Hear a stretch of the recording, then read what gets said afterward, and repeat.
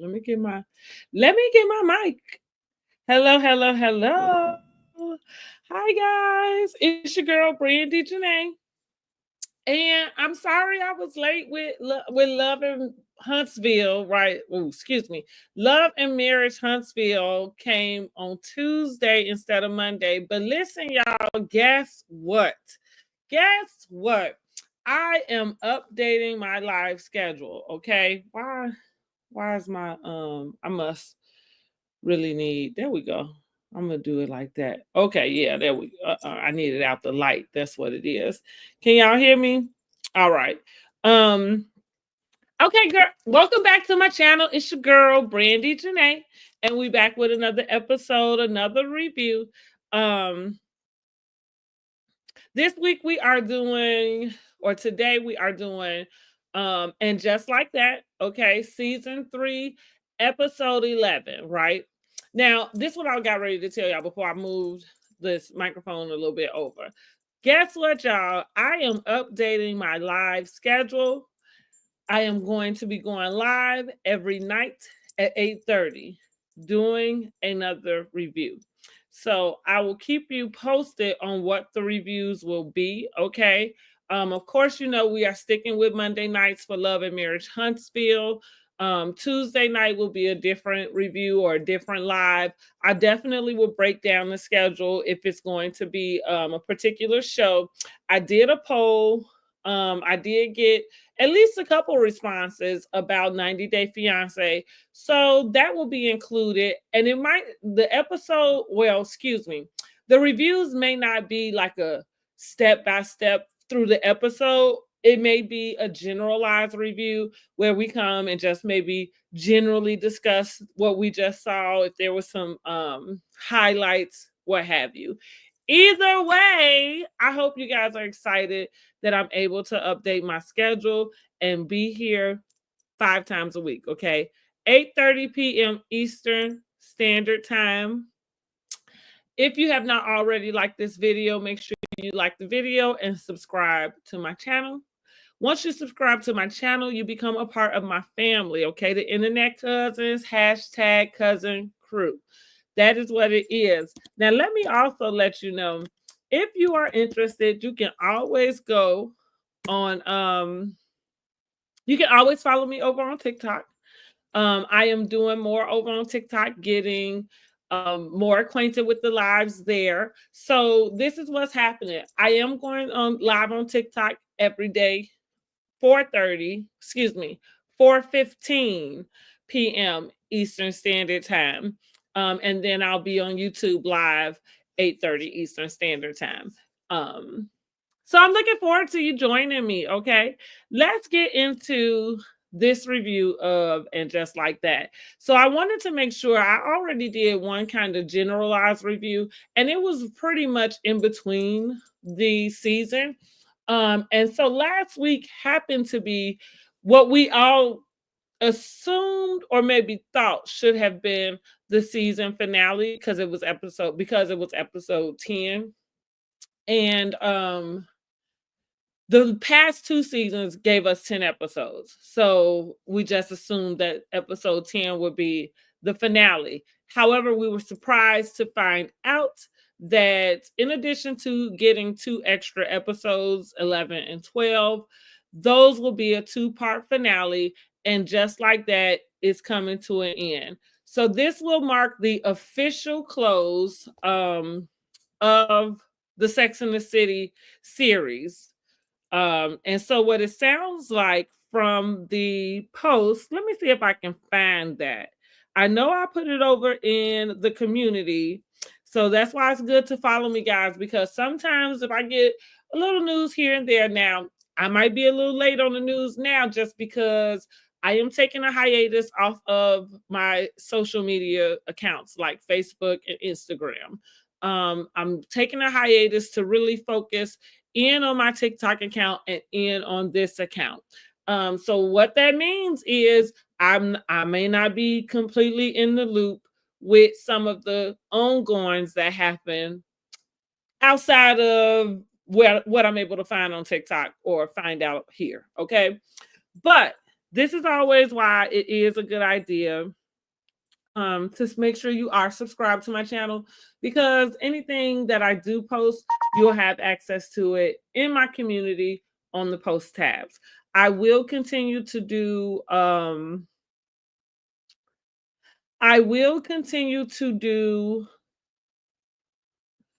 polls. So we will take polls about um episode ratings. We will take polls about a lot of different things, and we still will get into some more Housewives trivia. Listen, I'm so sorry that I feel like I started Housewives trivia and then I dropped the ball. And really, let me just explain, guys. I really just be having a lot of ideas, and I'm kind of, like we say about some of the housewives, throwing everything at the wall, seeing what sticks. Really trying to get everything out of my brain, and again, seeing what sticks, what feels good to me. And also, because you already know, I've been talking to you guys about this. I am really rebranding my brand um so that it can feel organic to me, so that it doesn't, I know that you have to work hard in order to build your business. However, I do not want to build my business on burnout. I want to make sure that I am aligned, and I feel like part of being aligned means that some things fall into place, right? And so that's what I'm looking for right now. Again, with that being said, I've been able to update my schedule, and I am committed to sticking to that schedule. Okay. So I look forward to seeing you guys every night from now on. Okay. So again, let me bring up, I did get the photo. So I'm going to bring up the statement that Michael Patrick King, that is the creator, um, what do you say, showrunner, writer, and director. I called him the creator, but yes, he's been there since the beginning. And this is what he had to say. And just like that, the ongoing storytelling of the Sex and the City universe is coming to an end. While I was writing the last episode of And Just Like That season 3, it became clear to me that this might be a wonderful place to stop. Along with Sarah Jessica Parker, Casey Bloys, and Sarah Aubrey, we decided to end the popular series this year with a two-part finale and extended the original series order from 10 to 12 episodes. SJP and I held off on announcing the news until now, because we didn't want the word final to overshadow the fun of watching this season. It's with great gratitude we thank all the viewers who have let these characters into their homes and their hearts over these many years. Excuse me, y'all. So, signed, Michael Patrick King.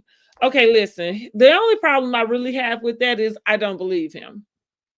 Um, I don't believe that that before this series started to actually air, that they already planned to make it a final season. Now, yeah, who do I think I am to say I don't believe it? I'm just gonna say I think the reviews for this season were not that great. And even when I think there are two reviews up, right? The first review might have been after about episode 1 or 2. And I'll have to be honest, I was caught up. I'm always caught up in the nostalgia. Um, and I was excited, right, for the season.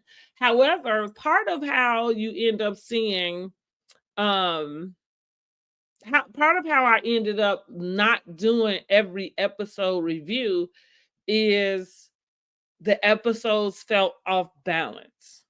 Um, I explained it in the review about Aiden, that whole debacle. And of course, the last episode 10, Aiden and Carrie break up again. And it's kind of in the same way, which I expressed in that last review that I didn't like the Aiden and Carrie getting back together storyline. It felt recycled. And he came in like he was like a goofball. It was just irritating. And also Carrie, like, I didn't like the way they were portraying her, as if she just was gonna sit around and take anything from Aiden. And I said that in that last review. It felt like she was taking a lot from him because she was feeling guilty about um about what happened about with them in their past, her cheating on him with Mr. Big, them kind of breaking up after she accepted his proposal, and it happening all like that, right? Because they broke up then when he found out. Well, when she told him that she had slept with Mr. Big, and then they got back together. Remember throwing the rocks at the window? Remember in the season he threw the rock at her window and broke it? Um, yeah. Sorry, y'all. I don't know why I decided to take these gummies right in the middle of me doing this review. So yeah, I think that as the season went on, the episodes felt disjointed. The characters felt disjointed. Miranda's floating around with nowhere to live, living in an Airbnb. Brady's with his dad, so we don't see him. The only storyline that was okay was Charlotte and Harry. And I feel like the reason why I say that is because it gave Charlotte another dimension of who Charlotte is, of who we've always known Charlotte to be. It came kind of, but here's the other part. They didn't really lean into it. So we know that Harry ends up with a prostate cancer diagnosis, but she goes half the season not being able to share that with her friends. We see her share it with Carrie, but then she swears Carrie to secrecy. Of course, this is because Harry is kind of keeping it to himself. And I think that may be normal, maybe, but just for the purposes of the character development and us watching and just kind of us being able to see this character and see this storyline unfold, it would have been nice to see her talk to her friends about how she was feeling and to see her friends be able to comfort her, as opposed to her needing to win in a silent auction um an appointment with like a spiritual meditator or something, meditation guidance or something like that. and and I remember why, and the funny thing is they didn't really express that, or they didn't make it clear that Charlotte was feeling this way, right? And until that episode. But the way that they depicted that was her need to have this appointment rescheduled. So the first time the lady was she had the camera off and was taking it like a flippant thing, like, come on, let's get this over with. But it was nice to see that at the end of the episode, Charlotte was able to express to her, like, hey, this happened. I haven't been able to talk to anybody about, how it made me feel. And the lady ended up cutting on her computer. Excuse me, cutting on her video. And I think she stopped her timer, because that was the other thing. She was like making sure she timed just how much time had passed, and she was only going to give Charlotte. She started off with on that second call with only giving her whatever time she had left from the previous session that Charlotte kept getting interrupted. Um, so I thought that was sweet to be able to see that once that lady really heard what Charlotte needed, was so adamant about having this appointment about, that she let it go and was determined to be there for her. I just thought it was weird that we didn't get to see Charlotte have that moment with her friends, kind of similar to the way we saw Miranda have that moment with her friends in the Sex and the City series, right? That's strange, because that's what we've always watched for. We've watched for that friendship. Of course, Carrie is the queen bee of the friend circle, but we like the way that they show up for each other. We like when in times when it's down. What Charlotte tell them when they was all going through their single stage and looking for their soulmate? She said, "Well, maybe we can be each other's soulmate." That was the sweetest thing ever, because sometimes you need somebody to know, "Hey, I got you." And so again, it would have been nice for that to play out this way. So I don't know what other writers they had in the room for this season, but it was bad. It was bad. And so again, for me, I think they decided to end this series because the reviews were not great about the season. As a matter of fact, if I'm not mistaken, I think I remember Kempire saying like it was awful. He said something like, "Yeah, like just throw it all in the trash." And I was like, "Dang, like you ain't gonna give him a chance." But he was right. Yeah, it was weird.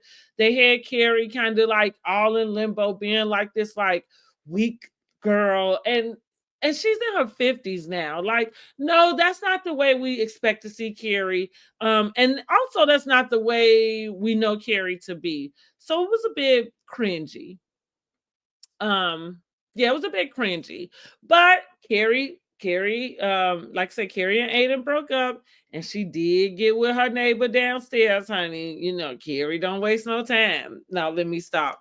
All right, let's get into this episode really quick. Okay, so I'm gonna get through it, and we're gonna get through it together. So the episode starts off, and Carrie is walking down her old street, right? I'm I'm gonna throw this out here. I have a feeling Carrie is moving back into her apartment. It seems strange, but I don't know. The way that maybe not, maybe she'll let it go after I get to the rest of the episode. But I had thought to myself that she was gonna move back to her apartment. And especially with the series ending, I feel like they always have this nostalgia, and so would that be nostalgic to have her go back to her apartment? But Seema dogged that apartment out so bad, it was kind of like, why would she? Anyway, scene opens up with Carrie walking down her street. She's talking on the phone with oh, I'm sorry. Let me run it back. The scene opens up with Carrie at the pie store. She is at a store ordering pies. And baby, she almost got it kicked off up in there because she's ordering about 7 pies, and one of the ladies overhear her ordering the pies, and she's like, "Excuse me, like, are you ordering pies?" Carrie's like, "Yeah." And so she turns to the owner of the store. She's like, "I thought you wasn't taking any more orders for pies." Oh God, y'all, I got the hiccups and I don't have any water in here. Oh, hold on.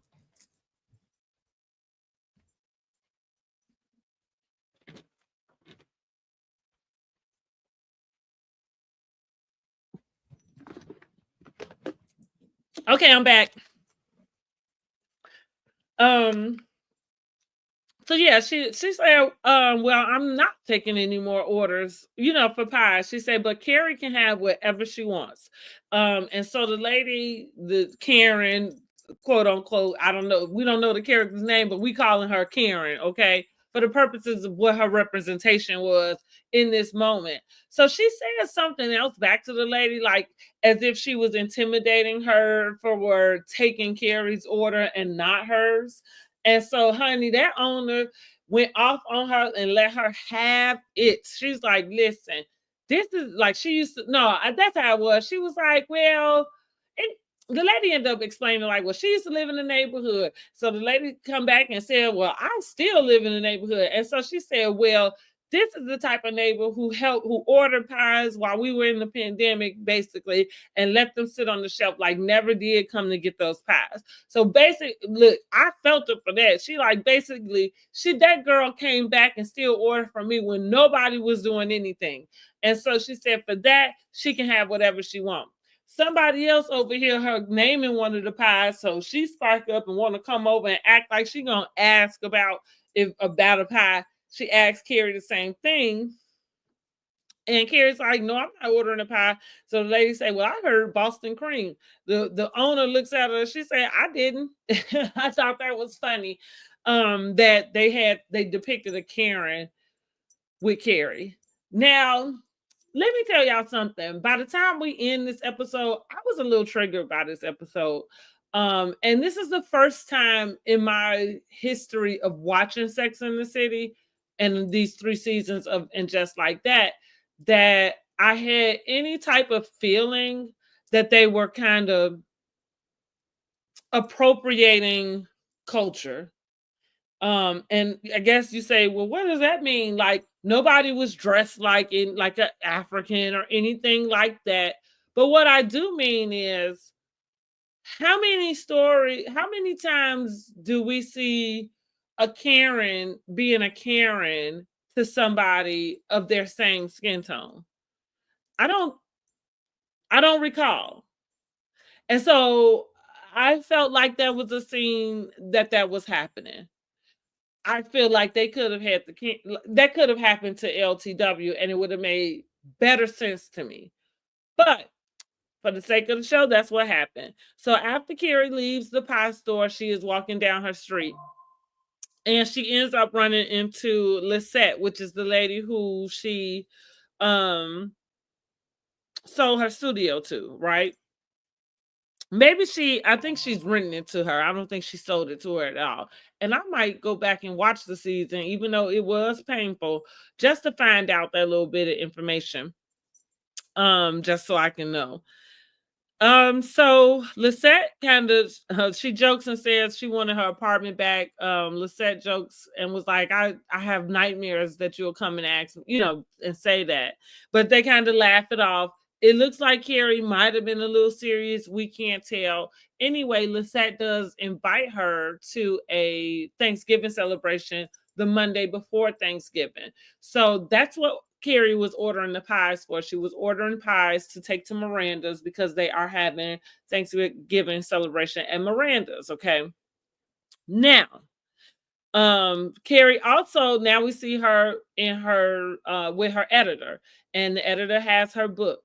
So the editor is excited about the book, and she tells her, like, I can't wait for the last chapter. Carrie lets her know she has the last chapter. So she goes back, thumbs back through it. She says, well, she's alone. And so Carrie, like, yeah.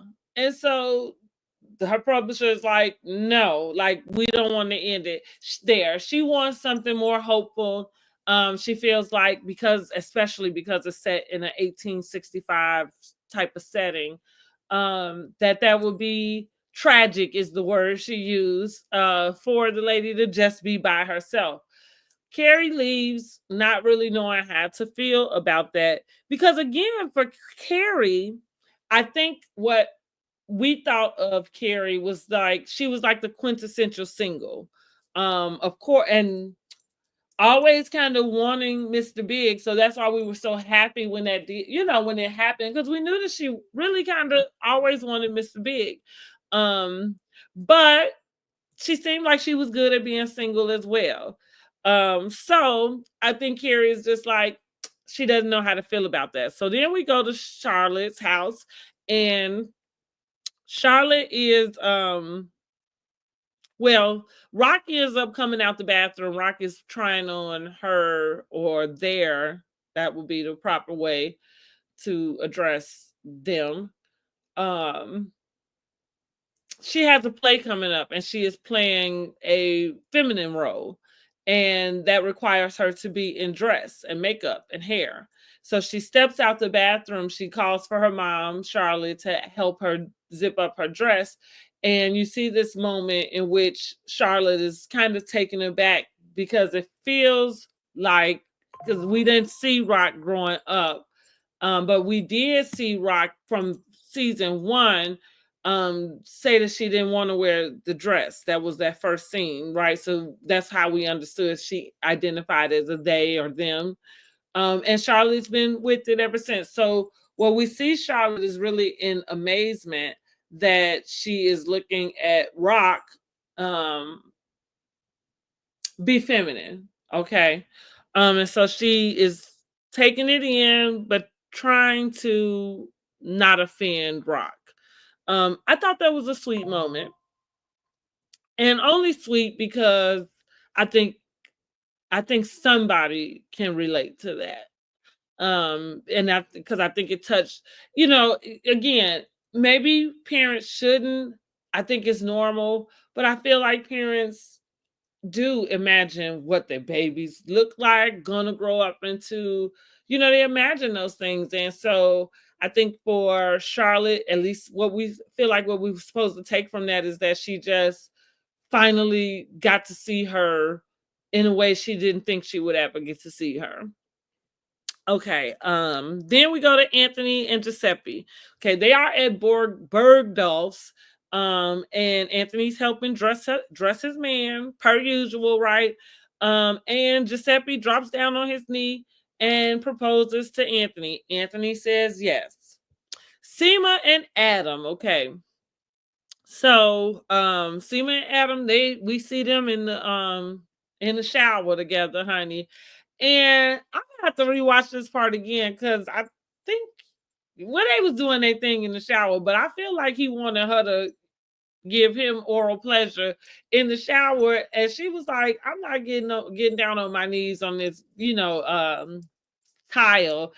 She felt like it was disgusting, and so they did, and they came out. I'm guessing she did it in the bedroom. But he ends up saying that he loves her, and she repeated it back. That's pretty much it with them. And then we stop by Lisa and Herbert. Okay, so Herbert lost his election, and speaking of them deciding to cancel this series after reviews during the season, here's what I'll say. They may have had those episodes on standby. Maybe they thought, depending on how the reviews went, they would go for it. If the reviews went okay, then they would keep it going. That's more than likely what it is. Because did y'all know that some series and some movies have alternative endings? So yeah, it is quite possible that whatever's happening actually was always filmed, but the intent for what it was going to be was not there until the series started to air. I'll be inclined to believe that. Okay, so of course Herbert lost his election. Oh, and that's what I was about to say. Their storyline was very disjointed and all over the place. I understand when the first season came on, and not for nothing, I didn't understand it then. Like Carrie wears a lot of clothing, it's over the top, but when we think about it, it's kind of practical. Now, maybe it's kind of practical. And when I mean practical, practical for what she's doing, right? LTW came on the scene, fashionista, something like Carrie. And I think everybody fell in love with it because they was giving our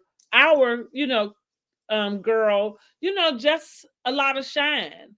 Here's the problem. Where is she going? She works somewhere where she go and edit all day in a dark room. She doesn't need to have on a Louis Vuitton cape to do that. Like, where are you going, girl? And again, it don't mean that she didn't have to have, like, we can see her in Louis Vuitton, but I thought the way that they had her dressed was just way overdressed and over the top. And then the thing with the young producer that she's working with, giving us this indication that she is possibly going to step out on her husband. It was just really disjointed, their storyline. So I feel like that was a problem for the season too. We didn't really get a chance to connect with Lisa. They did kind of say Lisa's dad died when she already said that at least one of her daddies died in the first, or excuse me, was unalive in the first episode. So disjointed. We didn't get a chance to connect with LTW. And the same goes for Seema. They kind of just were these extra characters that never really got incorporated. And I feel like even for Seema's character, I feel like everybody watching, we kind of put her in the Samantha like space. But I feel like the reason why we didn't get that much development with her character was because they were trying to avoid putting her in Samantha's spot. Um, So, which leads us to this scene, this weird scene where Carrie is meeting with Seema. Now, by this time, we know that Miranda is having Thanksgiving. Oh, we also know that Miranda invited Brady's baby mama that he don't know and she doesn't know to Thanksgiving. She also invited her to Thanksgiving without Brady knowing that she invited her to Thanksgiving. He finds out and he hits the roof on his mom. Because he didn't want her to come for whatever reason. It seems like the girl doesn't, or at least planned for him to not be around. I feel like Miranda doesn't want that to happen. Brady seems to be like okay with it. And so we gotta have to wait to see next episode, like if Miranda has that type of talk with him about, I guess, just stepping up to his responsibilities. But I feel like this is an interesting storyline that's only gonna get two episodes to unpack. But I have three sons, and I try to talk to them often about their responsibility in choosing when they become dads. Because I don't know if it's fair, and I'm not sure if what I'm about to say is politically correct or okay. I mean, I think some things just are, and so you just have to work with it. And until we have some type of birth control that men can take, which I don't know why it's taking so long for something like that to exist. And I think the other question would be, would men use something like that? That's an interesting thought. However, I talk to them about, just like I say, what their responsibility is in participating in when they become a dad. So what that means, like I tell them, is it's unfortunate, but if you happen to get a girl, pregnant, I don't know how much say you have in what she does after that. Meaning, like Brady, you may not be ready for a child. You may prefer that she does not carry this child. But the unfortunate thing is you don't get to decide or make that a reality. It would be only her. So we've seen so many instances, especially on movies or soap operas, where somebody has said that they are terminating, somebody has gotten money for terminating, and yet did not. Now, in this case, she was well past any date for her to be able to terminate. She is showing, so there we are again. The conversation was never even had with Brady, first of all. And so I think that this young lady, because she had not spoke to Brady about it, because she did know pretty much they had a one night stand, or maybe they was just kind of like a F buddy situation, because he said a couple times maybe. And so his parents was really pissed about that. um so I think for her, she just kind of thought, oh, well, I'll just take care of the baby on my own. But then now that everybody knows, right, and Brady probably felt okay with that, there may be that, I think, happens in real life. But now that his mom know, possibly his dad, we know Steve is pissed, and we know Steve is triggered, right? Because that's kind of a mirror to his own situation and how he ended up, finally they was able to get married because they realized they did love each other. Fast forward 20 years later, Miranda divorces Steve because she decides she liked women. Anyway, um, so yeah, I talk to my boys about if they when they are sexually active, to make sure that they are using a condom, to make sure that they are using it properly. They are old enough now, and it might be more embarrassing than it was as a kid, because I don't think I did this with them as a child, or preteen, I should say.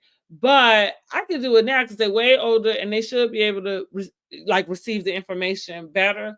But maybe I should show them or let them show me if they know how to put on a condom properly, without it causing any damage. Because that's the last thing you want is somebody actually trying to do that, and then because you don't know how to properly put it on, you end up in that situation anyway. But anyway, so yeah, and like I said, I don't know if that's okay. Because I am for women's rights, but I am not one. I don't know. I just know what it is, and I just know that it's not okay for anybody to tell the next person what to do with their body, and that's the point where it comes to a woman carrying a baby. Like that's not in this man's body, and for lack of better, words, nobody's telling him what to do with his body. So that's where that comes in. And so, yeah, for right now, that's the responsibility that men hold to deciding when they become fathers. Is just to make sure that they are wrapping it up every time and properly and correctly. So, what else did happen? Let me see. I feel like the episodes are only 30 minutes long. So I think that was pretty much the key components. They all do meet for Rock's performance for the play. They all go to see Rock perform. Herbert and Lisa. Herbert is pouting. The PTA, the parents that are at the school are kind of coming, but they having these like slick. I don't know if they're trying to be funny and comfort him, but it's not working, and it is weird. Like that, it was weird. Um, and so Lisa's trying to comfort him, but he's not having it. He's just feeling like a failure, and it's probably due to his mom and her expectations, and he probably never lost anything. That's what it's given. But he's sulking and depressed because he lost. So the whole episode is him mad. Okay. Then we find out from Anthony that he really doesn't want to get married to Giuseppe. I guess he's not ready. Um, what's interesting about that, I'm gonna have to rewatch that. Did he mention still being married to Stanley? Because you know that they don't have Stanley as passed away. Stanley is supposedly just um he became a monk, right? Now did he divorce? Did they divorce when he did that? I really can't remember. I do remember Carrie coming over and reading the letter to Anthony where that's what was said, that he wasn't coming back. He was going to where I can't remember the place, but wherever the monks are, he was going there to become a monk. And that was that. So maybe in that they did just get a divorce. Maybe he gave him everything. I think that was it. Yes, I think he did like give him everything and got a divorce. I think so. But I'm gonna go back and I'm gonna go rewatch that and see for sure. Um what else happened at the play? At the play. So, Charlotte saw, Charlotte is in awe being able to watch her daughter in this feminine dress. And Carrie tells her to go ahead and get a picture, which Charlotte is very cautious about. She doesn't want to offend Rock. She does take the picture we see later, and she looks at it, she admires it, and she deletes it. Um, Even though I've not experienced that quite, I understand that. Um, and I feel like that's a human thing. And that's what sucks about some of the sensitivity, especially surrounding LGBTQ, um, because I think that there's no room for people to have their like genuine feelings and for it to not come in from an offensive place. that it comes from a loving place and from I don't like, yeah, like I know somebody could turn it around as like, how is it loving to want and I don't think that's what we saw. It's not her wanting to see Rock be that way. I think she was just she had put it out her mind. She didn't think that she ever would. And so it's that opportunity where she got to see, for lack of better words, the little girl she gave birth to, right? Because she had no idea that Rock would end up turning into a they and them.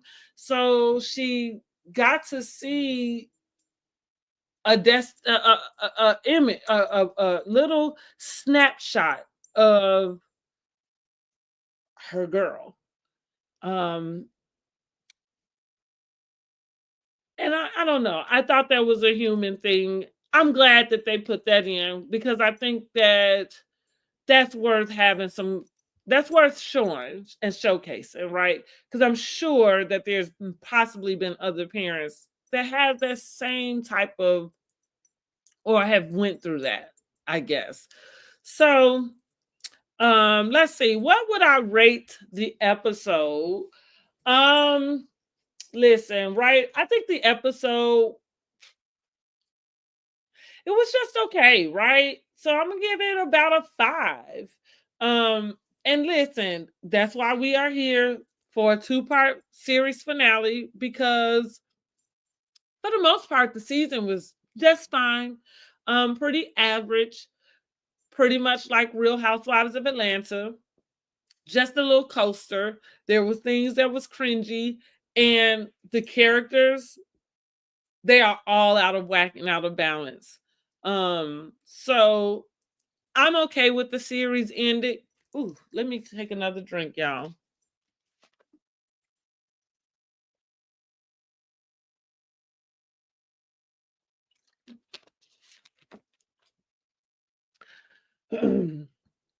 So I'm okay with the series ending, right? Because yeah, it needs to. And I'm a huge Sex in the City fan. But this is what I wanted to get to. So so this is the last thing, right? I told y'all what I rated, and I forgot to add this part because this was another part that when I ended the episode, I was feeling like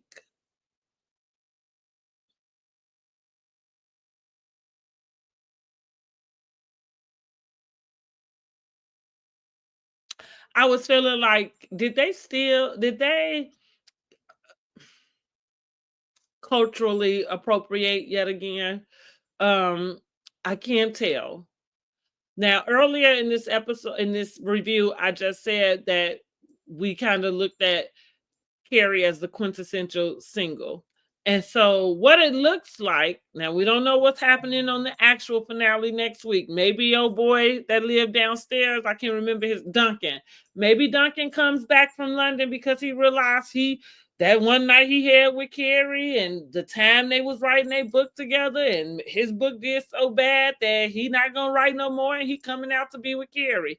Maybe that happens the same way we ended the Sex in the City series, right? With Mr. Big coming all the way to Paris to go find her and to take her back to New York. So maybe that happens, but from the previews, it seems like they're going to leave this series off with Carrie basically committing to be forever single. Um, with that being said, we know that Tracy Ellis Ross has a traveling show, solo traveling that is going viral. Well, not the show, but clips of the show are is going viral, and the show is doing really well. I watched the show; the show is good. Now, here's the thing: funny enough, that the thought of doing things single is new to everybody else. I've been doing some things single for a while. I think doing things single just kind of gives you a little more confidence, right? But anyway, but yeah, I felt like they were really piggybacking off of Tracy Ellis Ross and not even the character girlfriends, Joan, because I know that there is an argument about Sex in the City being able to be compared to Girlfriends. But here's what I am going to offer about that comparison.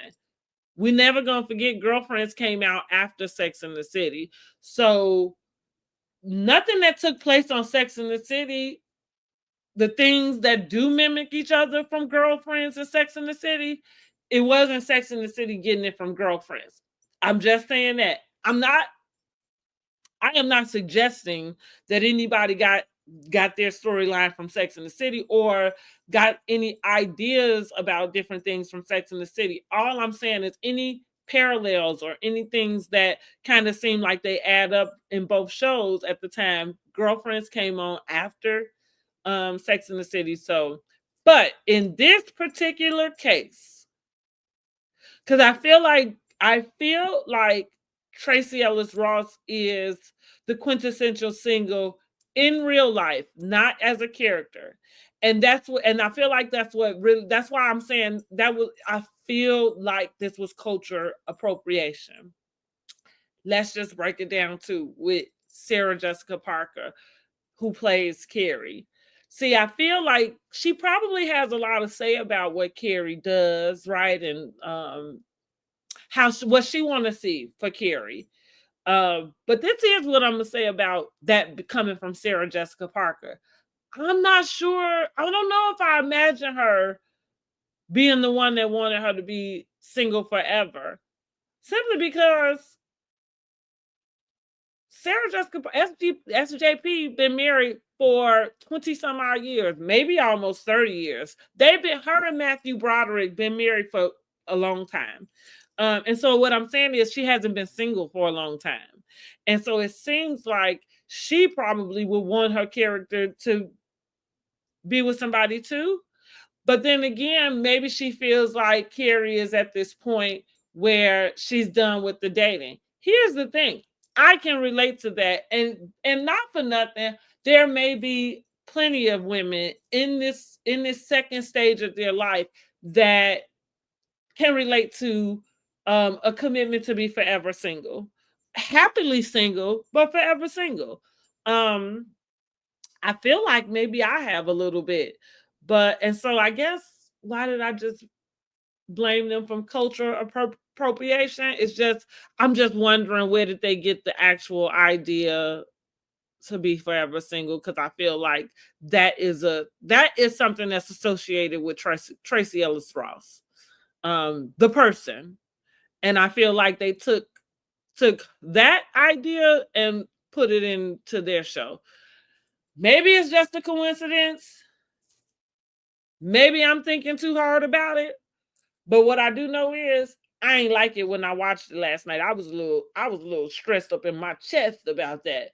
And listen, like I said, I love Sex in the City. Always have from the very beginning. I am a die-hard fan. And that's the only time, honestly, that is the only episode and the only time that I've ever questioned that type of stuff. So I really wish I knew who was in the writing room and where did those things come from, because it felt a little sticky and a little icky. And like I said, that's the first time I ever felt that way about the show. Even like, I know people will say like, why was there never any Black people there? And it was like, well, they didn't need to be, I didn't need to see anybody with that group to know that Black people exist in New York City. Like, I'm not that way. I can watch a show for what it's supposed to be, and that's that. And so that's why I'm paying attention to that feeling that I got from that episode last night. I don't think I got that feeling for no reason. I think that's exactly what they were doing. So with that being said, I'm gonna end this live, okay, y'all? Listen, I told y'all I'm gonna give the episode. I'm gonna give the overall episode about a 5, and really that's right along with or right in line is what I should say. That is right in line with how I feel about this whole season. The whole season is about a 5 for me. However, make sure you are subscribed to my channel so you can go over to the community tab and share your rating for what you thought about this episode. And we will do the season rating. We'll do the season rating next week as the series finale plays. Okay. Thank you guys so much for joining me tonight. As I said, if you have not already liked this video, please do like it and make sure you are subscribed to my channel. We love to have you here. Once you are subscribed to my channel, you become a part of the family. The family is the Internet Cousins, #cousin crew. And you can catch me every evening now, 8:30 p.m. Eastern Standard Time. All right, y'all. I'll holler at you later.